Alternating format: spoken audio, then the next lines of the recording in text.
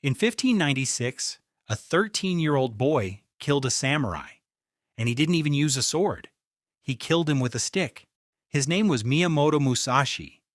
That should have been the strangest thing he ever did. But over the next few decades, Musashi would fight dozens of duels and become one of the most famous warriors in Japanese history. But the victories aren't the strange part. The strange part is how he got them, because Musashi kept doing things that made absolutely no sense. He arrived late to duels, repeatedly, sometimes so late that people assumed he wasn't coming. He fought with unconventional weapons, ignored traditions, ignored expectations, and somehow the stranger his behavior became, the more successful he seemed to get. At some point, people stopped asking whether Musashi was skilled. They started asking what kind of person behaves like this. And that's where the story becomes interesting. Because the more you learn about Musashi, the less he resembles the legend people remember. Musashi's first duel took place when he was 13. His opponent was a samurai named Arima Kihei. The details have become tangled with time, but according to Musashi's own account, he won. Most biographies treat this as the beginning of a legend, the first glimpse of a future master. But there is another way to look at it. Most 13-year-olds spend their time avoiding danger. Musashi seems to have spent his time walking toward it. And that pattern never really stopped. By his late teens and early 20s, Musashi had begun wandering across Japan. This journey had a name, Musha Shugyo, a warrior's pilgrimage, a life spent traveling, learning, fighting, observing. He was a vagabond with no certainty, just a constant search for stronger opponents. Most people see wandering as a sign that someone hasn't found their path. But for Musashi, wandering was the path itself. Then came Kyoto and the Yoshioka school. At the time, the Yoshioka family operated one of the most respected sword schools in Japan. Defeating them wasn't like beating a random opponent, it was like challenging an institution. Musashi defeated one member, then another. The conflict escalated. The duels became more serious. The stakes became higher. Eventually, according to the traditional accounts, the school organized a final confrontation involving multiple men. Musashi survived. The Yoshioka school never recovered. Whether every detail of the story is true is difficult to know. But the fact that the story survived tells us something. By this point, Musashi was no longer viewed as a talented swordsman. He had become a phenomenon, the kind of figure people build stories around.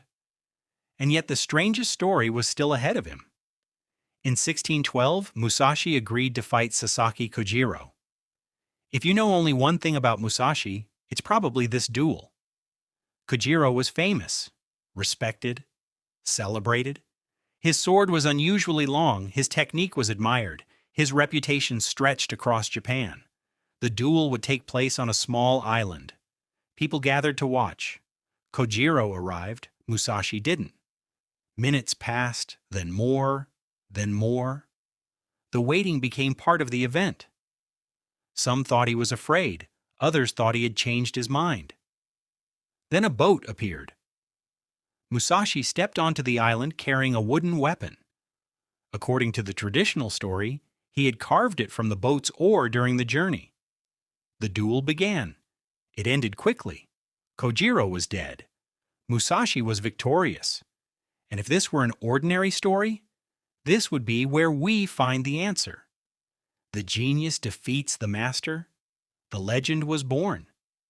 Except it isn't that simple. Because years later, Musashi would write something that makes the entire story much harder to understand. When Musashi reached the age of 30, he looked back on his life. By then, he had already survived more duels than most people could imagine.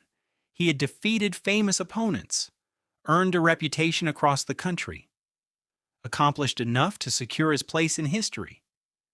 And yet, when he reflected on those victories, he arrived at a strange conclusion. He wrote that his victories were not the result of mastering strategy, By the time he wrote those words, people already considered him a legend. Musashi apparently disagreed. If Musashi wasn't relying on mastery, then what exactly was he relying on?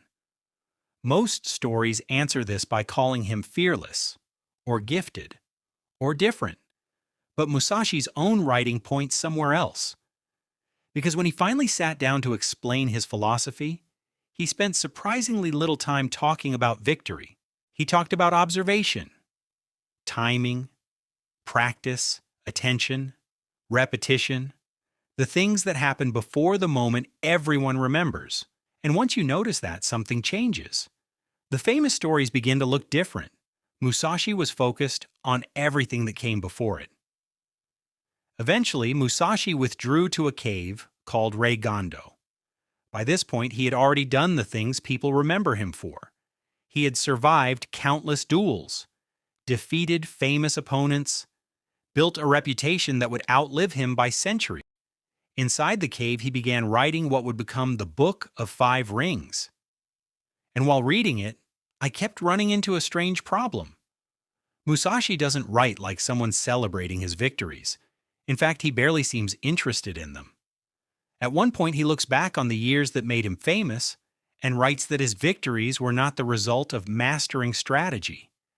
That's a difficult sentence to ignore. Because by the time he wrote it, most people would have considered his life proof that he had mastered strategy. Musashi apparently disagreed. Later, he writes that he came to understand the way of strategy at the age of 50. And perhaps that's why he remained so difficult to understand.